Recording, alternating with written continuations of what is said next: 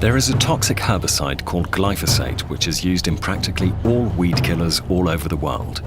Monsanto, the North American giant agrochemical company, was the first to start selling it in 1974. Since then, sales have exploded, and now companies all over the world are making glyphosate products. It is a multi-billion-dollar market worth about 8 billion euros per year. However, there is growing information coming out about the negative effects of glyphosate on the ecosystem, on plants, on insects, mammals, and other animals, including on human health. In response, a global campaign organized a mock court trial called the Monsanto Tribunal, which gathered 5 judges and dozens of witnesses from all over the world. Witnesses from Latin America showed how children and families living near glyphosate spraying areas developed diseases, birth defects, and genetic disorders. For plants, glyphosate can apparently lead to more diseases, such as the sudden death syndrome fungus and to new superweeds. For animals, scientists claim glyphosate is linked to malformations like extra limbs, to an increase in infectious diseases, or to more stillborn animals.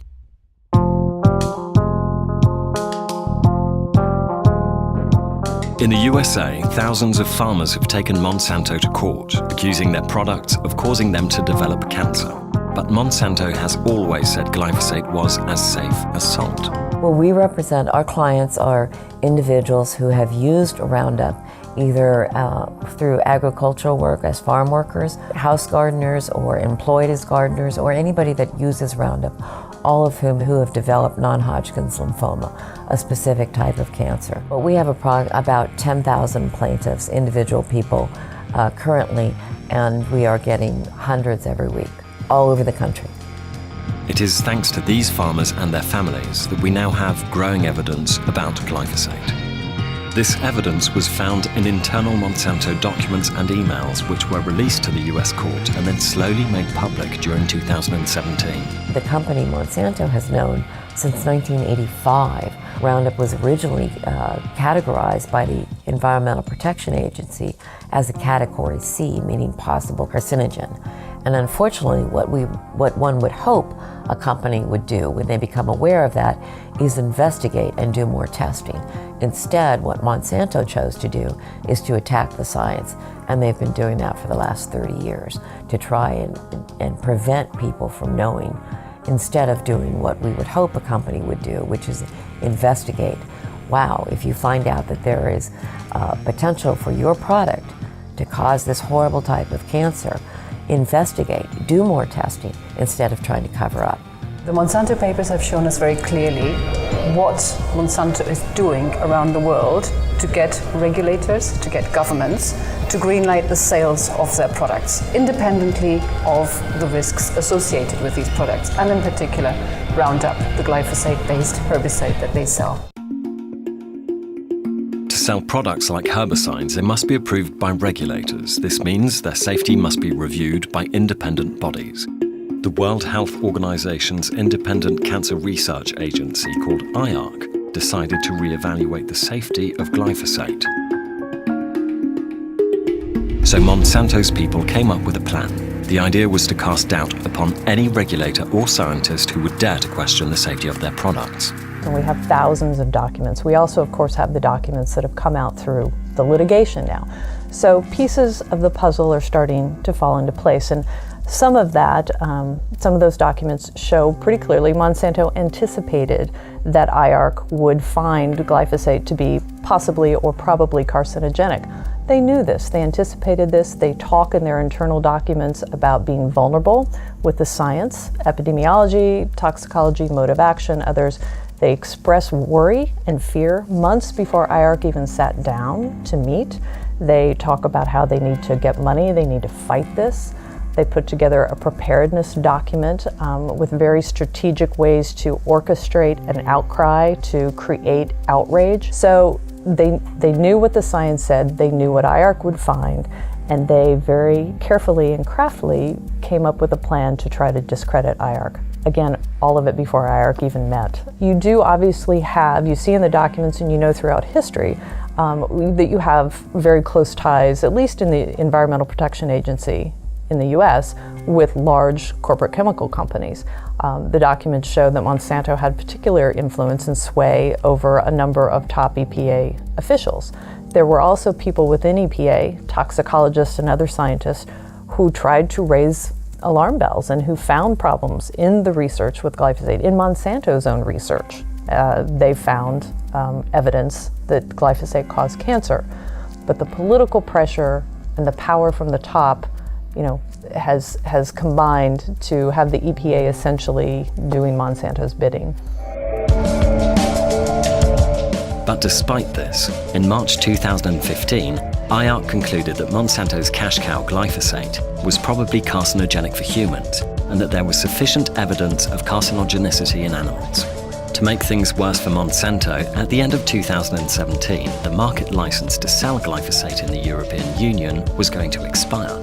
If glyphosate was not reapproved, those companies would lose out on over 500 million potential EU customers, a market worth $1 billion. Monsanto and its competitors could not risk a negative assessment by the EU. They really needed the EU to approve glyphosate for sale on the market. So they created the Glyphosate Task Force. GTF is a coalition of over 20 companies that have joined resources to make sure glyphosate is approved for sale in the EU. It is led by Monsanto. In spring 2017, they threatened the European Commission if it would not reauthorize the weed killer by the end of the year. In the EU, when a product is being authorized, one country takes the lead and its national authorities review the scientific studies on that product. In the case of glyphosate, the German Federal Institute of Risk Assessment, BfR, was in charge of the initial assessment. Their role was to check the available science and then make an initial proposal to the EU on whether or not to reauthorize glyphosate. The problem is that the German BfR has been accused of copying and pasting information directly from the GTF companies that have a specific interest in getting their glyphosate products approved. We've seen that major parts, very important parts of the EU assessment of glyphosate have been copy-pasted straight from Monsanto. Now, we cannot call this an independent assessment any longer. NGOs, scientists and politicians denounce this plagiarism and accuse the BfR of failing to do its critical job of checking the scientific correctness of all the studies. We considered that the conclusions we saw from the BfR EFSA documents were flawed. Scientifically, they used improper procedures, they ignored critical scientific evidence, they ignored the methods by which they should have been evaluating that scientific evidence, and they brought in evidence that was irrelevant to the discussions that they should have had. I don't know why they did that. All I can say is that is what they've done, and from a scientific perspective, it is flawed. BfR sent its findings to the EU Food Safety Agency, which eventually decided, unlike IARC, that glyphosate was not carcinogenic. We need to ask, is this assessment valid as a basis for a decision on approval of glyphosate for sale in Europe? Our answer is no. This is not an independent assessment, and we need to start from scratch. Meanwhile, researchers say Monsanto had been doing everything to put pressure on the scientists that were speaking up about the possible dangers of glyphosate. Hey, remember that $1 million lab we provided your university? Payback time. And you think I'm joking? I'm not joking. It is that direct and that sad. Or they would try to discredit scientists who raised concerns with glyphosate. Seralini, again, as you can see in the documents from Monsanto and others, Seralini was a victim of a very carefully orchestrated assault by Monsanto. Not only did Monsanto criticize Seralini's work, but they requested and employed secretly others in the academic world, other scientists from around the world, to criticize Seralini, to call for a retraction. These people looked like they were doing it independently, but they were doing it at the behest of Monsanto. You can see it very clearly in the documents. And again, he is one example, but they have done this to other scientists around the world. Maybe not to the extent that they did it to Seralini. They had their influence. They had people, influence the journal. They had people inside the journal. So again, their reach is pretty deep and it's pretty deceptive. Not only they are actively fighting independent scientists, they are destroying their career. Look at what they are doing with the International Agency for the Research Against Cancer, for example, which is the cornerstone, the gold standard in international cancer assessment. They are actually trying to destroy it. They have, as we speak, they have an ongoing campaign to destroy its credibility, its reputation. They are working with US senators to attack its funding. They are using third parties to undermine and to even smear the scientists who've been part of the work. I mean, what they do is not science. Let's be very, very clear about this. 3,300. Monsanto apparently even made fake citizens' campaigns to defend glyphosate. All say that glyphosate is safe. They also enlisted a number of partners, sort of organizations that appear to be independent of Monsanto, but we know are not independent because of the documents. They enlisted them to write letters to the editor, to write policy briefs, to complain about IARC. They enlisted lawmakers to try to get funding stripped from IARC. They attacked the various scientists at IARC. They ghost wrote articles that would appear to be from independent bloggers or journalists or professors, but were actually written by Monsanto employees. There's many, many different tactics that they employed to try to discredit IARC. Monsanto has also been accused of trying to influence journalists to make sure they don't publish stories that would harm their profits. There are very few journalists, I think, who like to take them on. It's not an easy road by any means. They come after you. They came after me. They still come after me with personal attacks and trying to discredit me and others, and many other journalists as well. Anyone who really tries to tell a story that they don't like. I've covered a lot of corporations. I've been a journalist more than 25 years. I've covered a lot of different industries and very powerful companies. I can say definitely Monsanto, has a much more aggressive style in terms of pressuring journalists. And they also, of course, we've seen try to pressure scientists. They are very assertive and very aggressive in their desire to spin the narrative to their own good. They even try to pressure citizens' campaign groups by sending them legal threats and trying to drag them through the courts. To get to the facts behind the glyphosate controversy, 4 Greens EFA members of the European Parliament decided to ask the EU Food Safety Authority for access to the studies. We specifically requested them using the EU Freedom of Information laws because the studies have never been made public in full. Unlike the UN Agency for Cancer Research, EFSA's assessment does not oblige the companies to publish their studies in peer-reviewed scientific journals, which means we can't double-check if the science is correct. But in the EU, this doesn't seem to matter. I accuse the European authorities of committing scientific fraud. This fraudulent approach made it possible for the authorities to reinforce the conclusion originally drawn by the Monsanto-led glyphosate task force, the submitters of the dossier. When we requested from EFSA the studies they had received from Monsanto and its allies, they were denied to us in order to protect the commercial interests of the companies. All that we were allowed to see were the titles of the studies, the contents pages, and the annexes with tables of data in PDF format. Everything else was denied to us, so we took EFSA to court. You can't make proper public decisions unless you have the information in the public domain. I was here yesterday in this anonymous lawyer's office to see the secret studies that were paid for by Monsanto that are supposed to show that glyphosate is safe. This is no way to make decisions.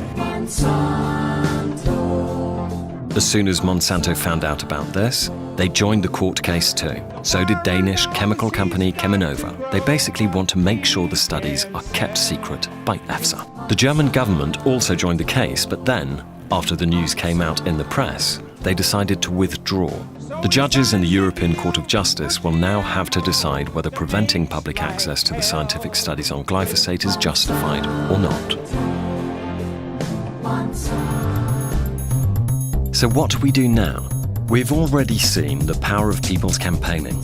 When the debate started in the EU, glyphosate was originally going to be renewed for 15 years, but the European Parliament resisted this and called for glyphosate to be phased out after 5 years. And the governments of the EU were also feeling the pressure from citizens. Although they voted on the prolongation of glyphosate's license 3 times, they always failed to reach an agreement. And so the European Commission had to take the final decision. And supported by a very small majority of member states, they decided to prolong glyphosate's license, but only for 5 years. So now we have 5 years. 5 years to end this toxic charade. I think, as a journalist, I just want to have the truth be out there. And I think that regulators and members of the public, members of the press, need to pay more attention to the truth, to the actual, authentic, independent science. Because the evidence shows us very clearly that the science that regulators have been relying on is not true, it's not authentic, it's manipulated. Determined to uncover the truth, the European Parliament has launched a special inquiry committee to shed some light on the glyphosate controversy. Our members in the Greens EFA group will push to make sure that difficult questions are asked and that the truth is really revealed. We want to evaluate the whole process works, if independent science is taken into account and not dismissed. We want to evaluate the fact that all data are taken into account, that there is an open and a transparent procedure, and that the agencies that are involved get enough support to do their work in an independent way. There's more good news. The European Commission has already promised to adopt a new law on transparency in scientific assessments. So we will fight to make sure that our regulators only use public, peer-reviewed studies and that scientists are free from pressure. We can all support independent science by pushing for public funding, particularly for the environment and public health. To achieve all this, we need support from citizens and the scientific community. Ideally, the way it should be done is an agency should get all the information, review that information. The industry should do the analyses, but the agencies have to redo those analyses. You can't trust what you get. You must do it yourself. Then they should write their own reviews and make them very much public. And once they're finished, instead of having this internal agency review across all the countries, bring in a scientific board that's external to all of this, that's chosen for merit, people that are well known to work in these fields, and have them review the final decision and the final literature and say, yeah, we like this, or no, you missed this. We also need to prevent further concentration of power and money in the agro-industrial market. We should oppose the merger of Bayer and Monsanto. That is, again, a consolidation of 2 already very big and very powerful companies. There are a number of players in the agricultural world who are very afraid of such a merger. It will make them ever more powerful, and it will make it ever more difficult to fight them on these sort of issues, I suppose. And in the meantime, the truth will continue to come out. Farmers in the USA will see their day in court, and we hope that justice will be done. And so as more and more people and journalists come out and see what's going on, more and more people call up and say, my spouse died of non-Hodgkin's lymphoma, or I have non-Hodgkin's lymphoma, and I use Roundup. So the case is getting bigger and bigger. In fact, it could be the kind of thing that turns into something similar to cigarette litigation in that it's nationwide, worldwide. And if you're wondering what you can do, sign a petition, support a citizens' law initiative, or organise a protest. Pressure your local or regional government to ban or phase out glyphosate. Just spread the word and avoid using glyphosate-based products. One of the biggest things we want out of this court case is for people to know. So people know that if they pick up this Roundup, they are risking their lives and they're risking getting non-Hodgkin's lymphoma. We want people to become aware so that they don't have to go through this and so that they don't use Roundup and don't get cancer.